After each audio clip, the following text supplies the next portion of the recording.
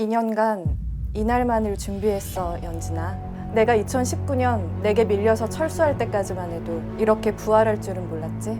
사실 말이야, 내가 한국을 떠난 건 치밀한 전략 중 일부였어, 연진아. 아니, 맘스터치야. 연진아 드립 죄송합니다.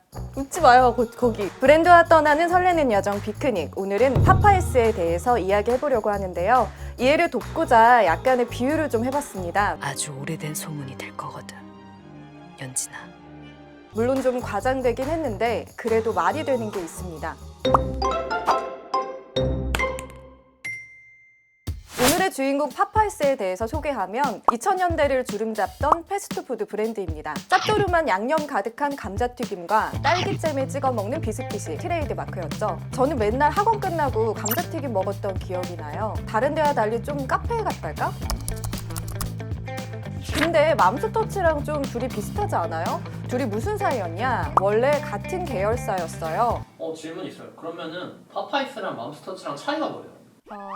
운영 전략이 파파이스는 젊은 번화가 중심을 노린다. 그리고 맘스터치는 시골 주택가, 골목 상권을 노린다. 이렇게 전략적으로 운영을 했다고 합니다. 2000년 초만 해도 파파이스가 훨씬 잘 나갔습니다.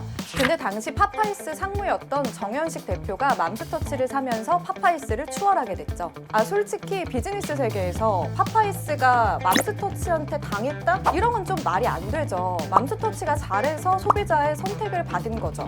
근데 좀 억울하지 않겠어요? 내가 만들었던 메뉴인데, 내가 원래 더 잘 나갔는데, 얘만 없어도 K준 감자튀김은 내 건데, 암튼 파파이스 철수에 간접적인 영향을 줬을 테니까 감정이 썩 좋지만은 않겠죠. 그런데 지금 파파이스가 돌아왔단 말이에요. 둘을 싸움 붙이려는 건 아니고, 이제 파파이스가 철수 2년 만에 왜 돌아왔는가, 어떤 마음가짐으로 왔는가, 어떤 전략이 있는가를 볼 겁니다.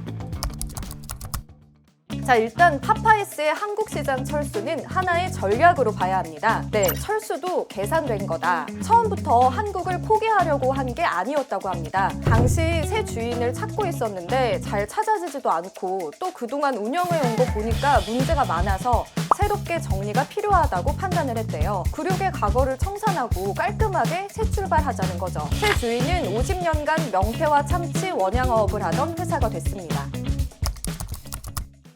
사실 파파이스가 한국 시장을 잠시 떠났던 사이 시장은 더 어려워졌습니다. 파파이스도 무기가 있어야 할 거 아니에요. 첫째, 전문성을 높이고자 패스트푸드 경험이 풍부한 전문가를 영입합니다. 이문경 상무라고 맥모닝을 창시한 버거계의 어머니라고 불리는 분입니다. 제가 이분을 만나서 한번 망할 뻔한 회사를 다시 부활하는 게 의미가 있을까 물어봤거든요. 그는 이렇게 말했습니다. 전 국민이 아는 브랜드보다 강력한 건 없다고.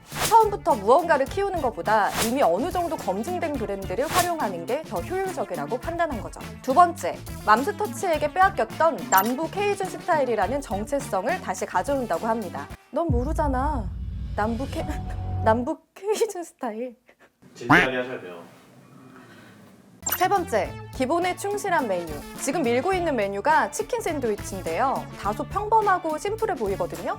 근데 이걸로 미국에선 사망사건도 일어났대요. 어떤 토핑을 얼마나 더 화려하게 넣을까에 집중하는 업계의 신메뉴 경쟁과는 다른 전략을 취한 결과죠. 사망사건 안 궁금하세요? 어떠해요? 2019년 치킨 샌드위치를 먹으려고 한 시민이 줄을 서서 있었는데 누가 새치기를 한 거예요. 그래가지고 총으로.